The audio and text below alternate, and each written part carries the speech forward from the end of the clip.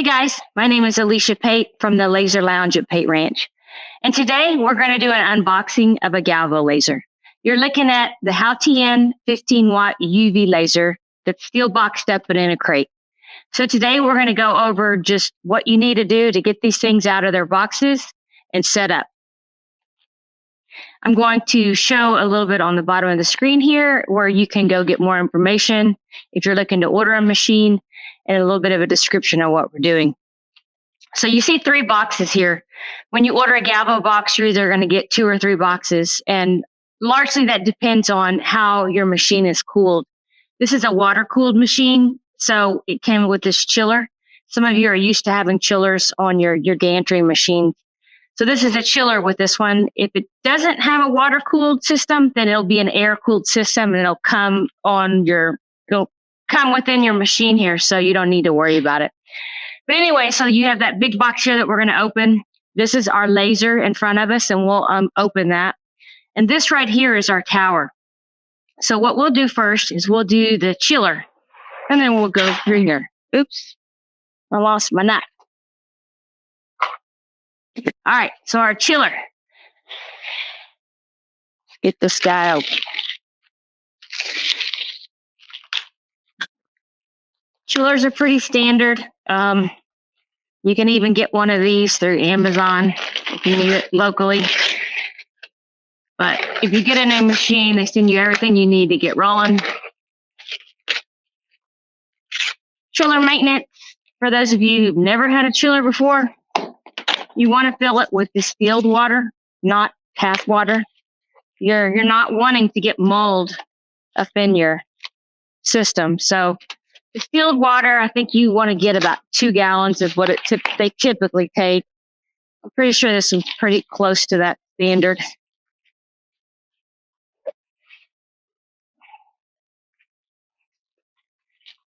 And sometimes you can get these coils. I drop coils in mine that prevent algae. I'm upside down. So I'll try to find another one of those. But some people will put a small amount of bleach in there. Just kind of look at some resources online and see what people are doing.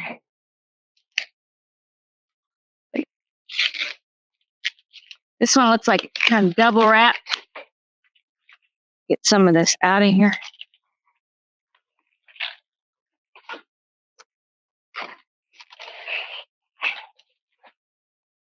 All right, so we got us a new chiller. Let me move this box.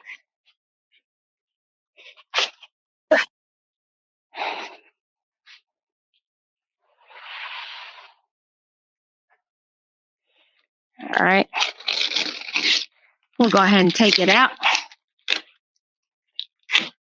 These aren't super heavy, but you may need a second hand if you have one around.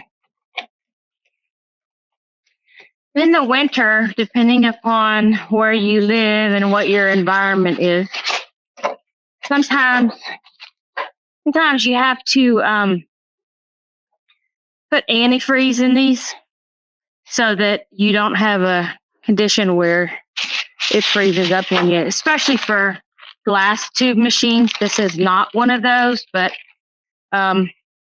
always check with your manufacturer to see what you need to do for maintenance. I'm going to slide it out of the back. This is a typical standard chiller. Looks like we got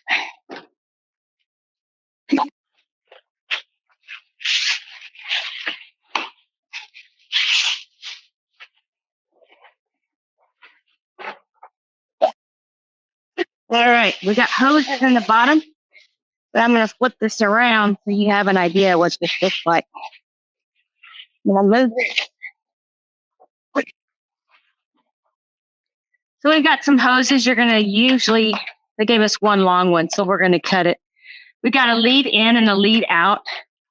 And I'm going to look at this chiller in detail here real quick. This port right here in the front, hopefully you can see this. There's a little cap. This is what you're going to use to fill it with. And sometimes I get a funnel because it's, you know how it is, to make a mess.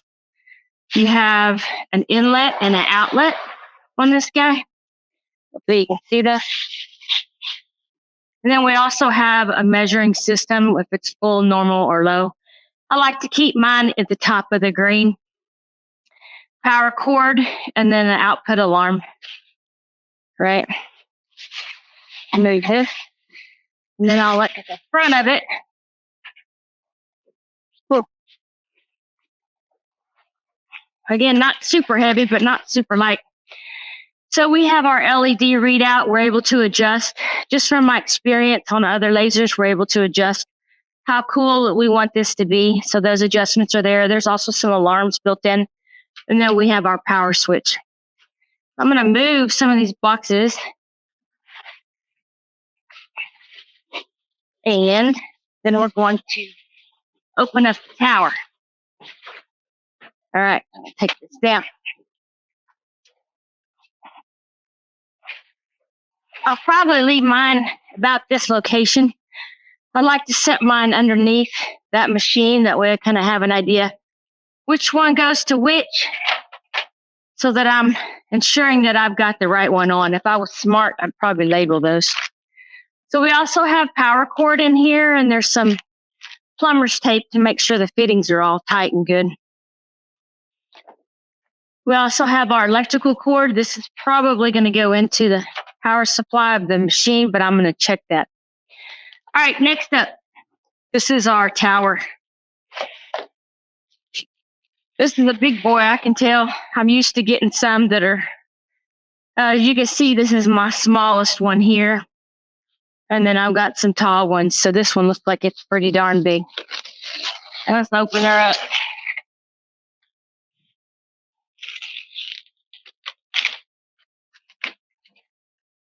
I'm really excited to get this machine rolling. I have two other UVs. I've got a 5 watt. That's the first one I got from Haotian. And then after that, I used it quite a bit. There was another one that I got. My next one was a 10 watt 3D version from them. And it's got a Tech head on it. So it's a little bit different than the normal one they have. The 5 watt, and actually this one too, the 15 watt. There's 5, 15, and a 10 watt 2D version. This is the 2D. They run light burn. You can run EasyCAD, but light burn also supports it, which is nice. Light burn is very easy to work, and there's some great features in the Galvo space. And the Galvo support for that. Most of us are running light burn just because it's so easy. I'm going to try to open it up so you can see how this comes. The 3D boards, the 3D UVs and fibers, they run a specialty for Haotian. They run a special software called with the Tech heads called Tech. And it's a little bit different. It's not as user-friendly, in my opinion, as Lightburn, but it gets the job done. Okay, so this is our tower. And as expected, it's labeled as a 70 centimeter. I think when you order them, you call it 80, but you can verify that with somebody. Get some of this junk off here. Nice looking tower. It's got a connection on it because there's obviously it comes with a button for up and down. When you're ordering these Galvos, you can get with automatic up and down controls, or there's a crank. One of mine has the crank. I highly suggest the button. I'll show you what one looks like. I don't know if you can see that, but it has an up or down. I'm assuming this is something very similar, the same company. The crank can be a pain if you are trying to do something tall. You sometimes have to get on a little stand. So that's what the tower looks like. And this is kind of a hot mess here. I'm going to move some of this because the next thing we're going to do is open this crate. And I'm actually going to move the table. You saw my room here, you'd be like, whoa, it's a mess. So what we're going to do is we're going to put this laser right here.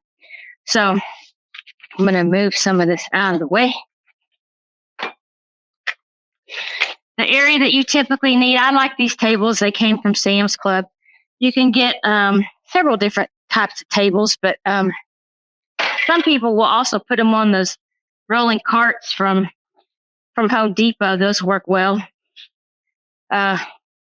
Take this off here.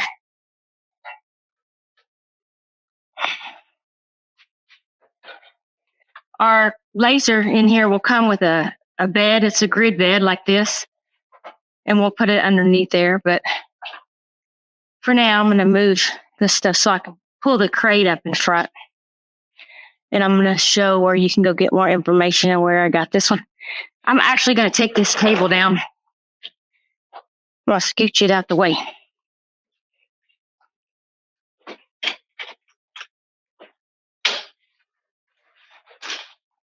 All right, here we go. All right, this is a typical Galvo crate.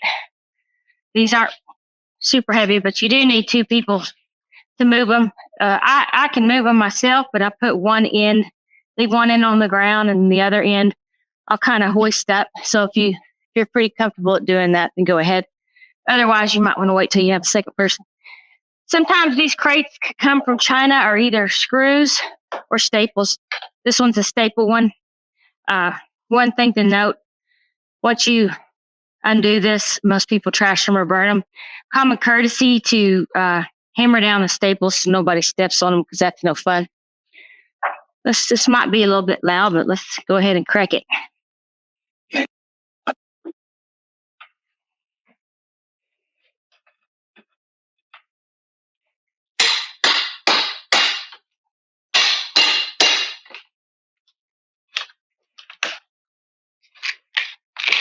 Not too bad.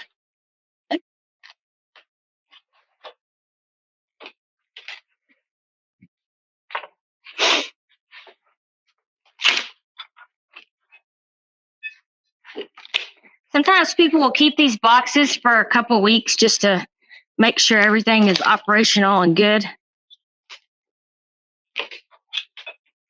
Heaven forbid you have to send it back. At least you still got a box. I wouldn't want to have to crate this. All right, looks like in here, first thing, we have our ruler. We're going to need this for doing our focusing, so we'll keep that. Next thing, looks like we got a nice sized bed here. So this is going to go on the bottom, right? So it's got feet on it, and we're going to put that tower on here. So it's going to sit like this. Tower will be here, and it'll sit on the table. So I'm going to go ahead and place it there. So I'm going to, even though I put that tower down, I'm going to move it, just so you kind of have an idea how this works. For those that have never purchased a Galvo, now I'll have to get in here and put screws underneath here, but I just want you to see. So that's kind of the space that you really need. Let me see if I can get a measurement on that to give you an idea. That's what's nice about Galvo machines, is that you don't have to have a lot of space. You really need, this table is a great size, but 25, I'm going to say 25 by 16 is just the space that you need to put one of these machines down. So as you can see, this is 1, 2, 3, 4, 5, 6, 6 machines on 2 tables. So with gantry machines, you need a lot more space. So that's what's kind of nice about Galvo machines. They always give you this nice little report here. This is a test report. I like to keep these. Looks like there's a couple of O-rings in here as well. This just shows that what they tested and what the min maxes were and some other things. So this is always nice to keep with your machines. All right, got lots of packing. Throw that up there, make a mess.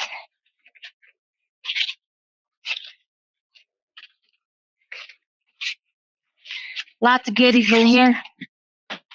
Looks like we got another set of water tubes for our chiller. So we'll decide which one we want to use.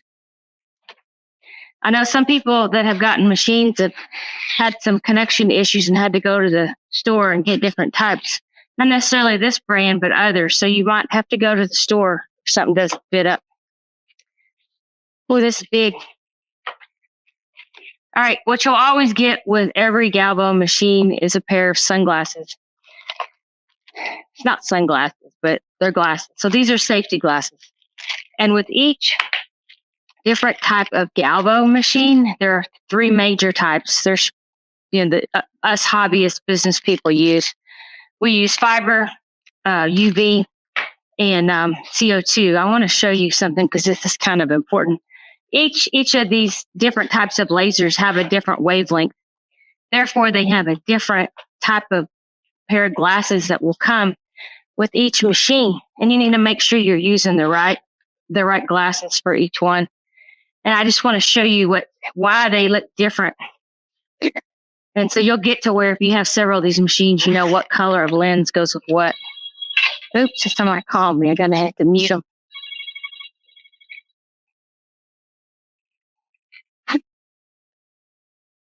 Guess I'll put them on mute. All right, so if you can see here, we got three different colors. So this is the CO2. It's usually always pretty darn clear. This is how I always know. I can tell on that one when that comes in. I'm going to mute my phone. Okay, this is the fiber. They're a darker lens. And then you have the UV, which we just got another pair. So it's a lighter lens. Let me put all these three together. See if I can get it. See if you can see the difference. So you really want to make sure that you know which lens that you're using for your Galvo when you're firing that thing up. Sometimes I have like two on my head when I'm running multiple machines. So anyway, we got a pair of glasses in here. So a new pair of glasses. These are the UV version.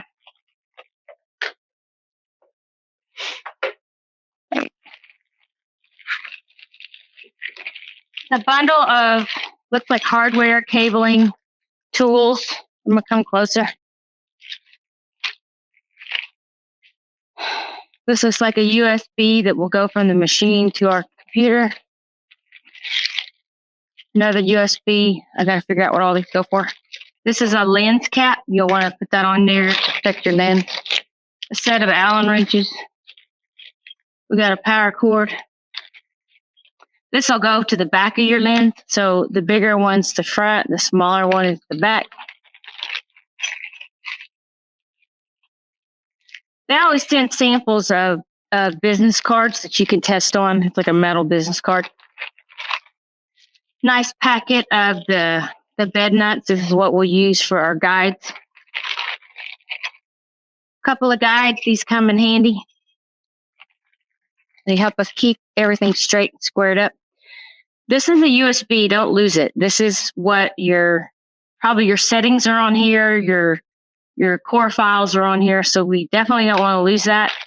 What happens too, this is a feedback for improvement for the companies. I mean, you have a laser. Why don't you engrave it? Why don't you put the name of the brand and what laser it is? Because I have a drawer full of like 9 of these for different brands of lasers that I have. And so if I pick it up later, I don't know which is which. So it'd be nice to brand it, or I can brand it. This it's a foot press, I don't know what the word call it, foot press, but I don't keep it on the floor. I keep it up on my desk. And what it allows you to do, you can put a certain code in there and press the button and it'll repeat instead of having to press start every time. So that's kind of nice. All right, so that was in the box. We've got a couple of lenses in here. When you order, they'll ask you, what lenses do you want? I try to tell everybody, get at least a 70 or 100, 200, and a 300. So we have 100, 210, and a 300. And most of you know this, but if you don't, depending on the size lens that you have in the machine, is how wide of an area that you can engrave with that lens. So if I have a 100 millimeter lens, I can engrave my size, max size. It's 100 millimeter by 100 millimeter. If I change my lens and put on a 210 millimeter lens, the size that I can engrave max area now is 210 by 210. And the same case goes for a 300 millimeter lens. I tell people these kind of look like, if you're not used to them, like a Canon camera, you know, like the camera lenses that you put on those big, it's just like this, like a camera lens. And so each one has on the side, it's going to have the F theta and all the information about it. And so you know which lens it is.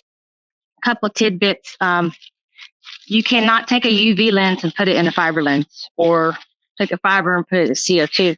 Each one has its own unique type because the wavelength is different. So what I will typically do is I'll take a Sharpie that's like the metal Sharpie color, like the gray, and I'll put on here UV 210 or whatever it is. So it's always something good to do when you first get your stuff in. Because once you start getting a lot of machines, you won't sure which one is which real quickly, unless you look at the side and you know what you got going on. So anyway, we got a couple of lenses.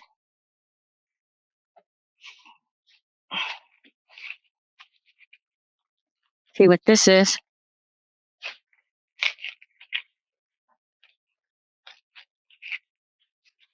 Okay, this is nice. These are for, this is just a bed grid. This is just for, I use this for when you're cutting something, so you can engrave and you can cut. But when you're cutting, you want to have an area where the laser can go through and not mar up your bed.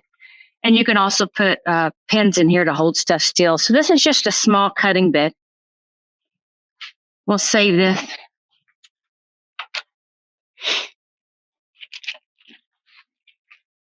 Okay, looks like what's next is the actual laser itself.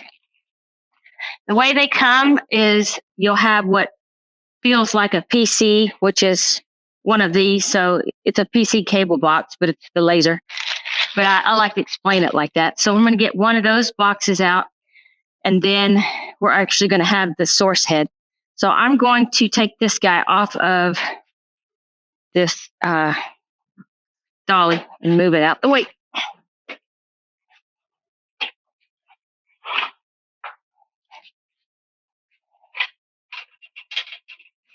All right. Oh, scratching my floor. Okay. This is probably best to do when you have another person at home helping you. I don't, but we're going to get it out anyway.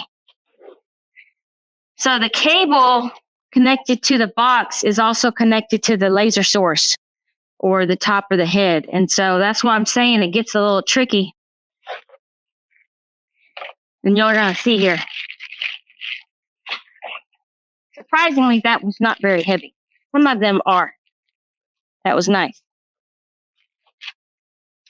But here we are with this. This is usually heavy. Yep, this one's heavier. Okay. This one we want to be really careful with. This part here is where the Galvo head is, and we definitely do not want to damage it. So this is where you're going to start doing your assembly part, but I want to get everything else back out of here before we get to that. The assembly will be in a different video. I got one more thing to unpack. See what this is. Sometimes you'll need two people when you're doing this next phase, but we'll see what I can do because I'm going to do it myself. Okay, this is the up and down controller that I was talking about. I'll show you what it looks like. These are very nice and handy. So just the up and down. All right, so next video we're going to move to will be to assembling this thing. And hopefully we'll get her up and running today.